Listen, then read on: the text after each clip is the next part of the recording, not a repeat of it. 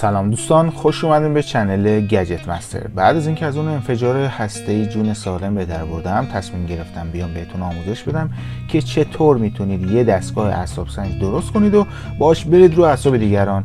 پس با من تا انتهای این ویدیو همراه باشین.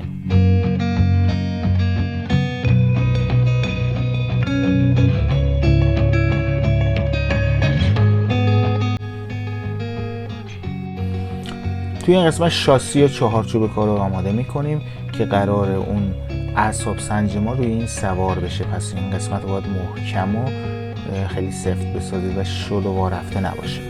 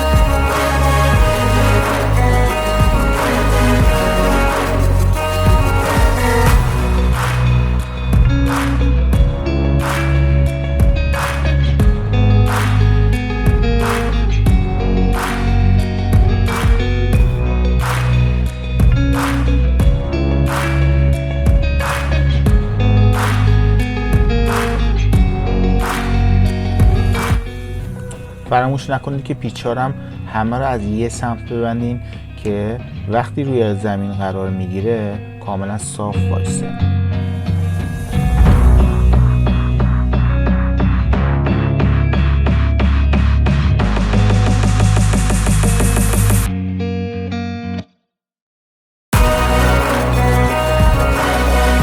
توی این قسمت هم قطعات بومیایی شکل رو وصل میکنیم که میخوایم سیم اعصاب سنجمون رو بهش وصل کنیم.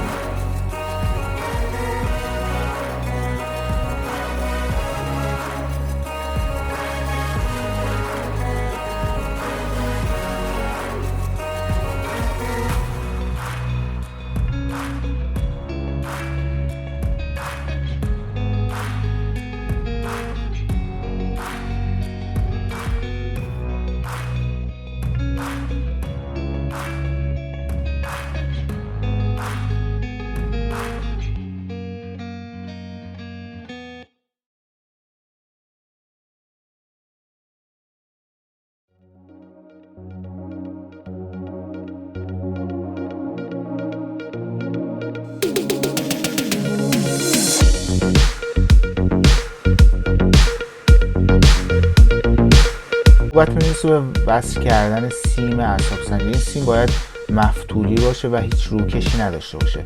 سیم کاملا باید رسانا باشه و هیچ عایقی روش نداشته باشه و همینطور بشه اون حالتی رو که بهش میدیم و خودش بگیره. بعد از این حالت دادیم میگه باز ازم وا نره.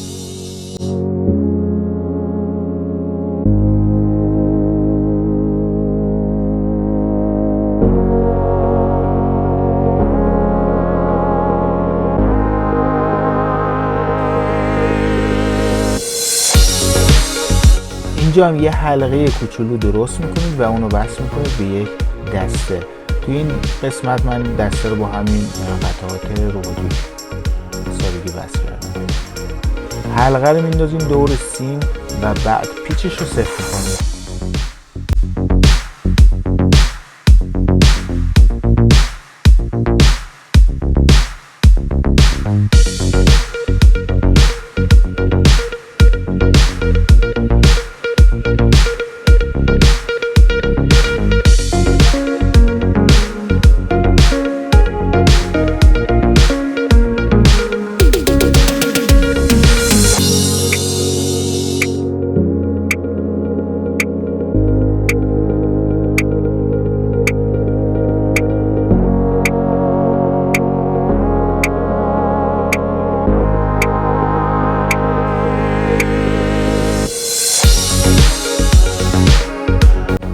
بعد از این شما باید یک بازر تهیه کنید بازر یک قطعه خیلی کوچیکی هستش که وقتی برق بهش وصل می‌کنید بوق میزنه، ولی این برق حدود 4.5 تا 5 ولت باید باشه. شما میتونید از 3 تا باتری قلمی استفاده کنید یا یه دونه یا 2 تا باتری لیتیومی 4 ولتی.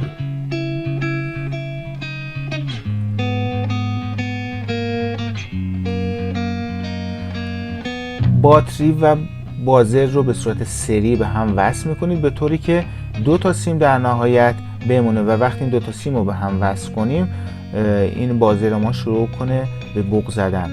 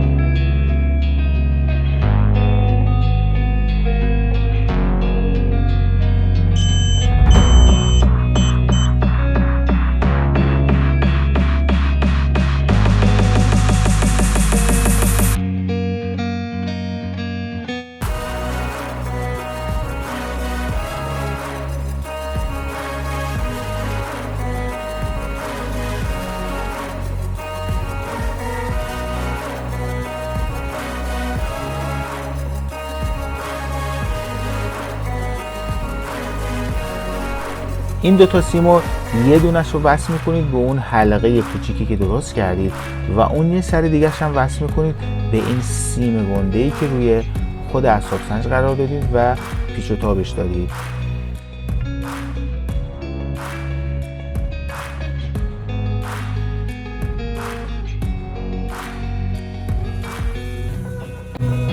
خب تبریک میگم، مراحل ساخت اعصاب سنج تموم شد.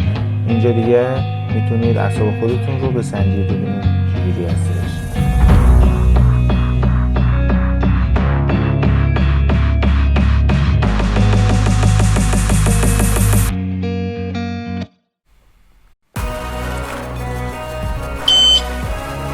امیدوارم از این ویدیو لذت برده باشید. تا ویدیو بعدی، خدا نگهدارتون.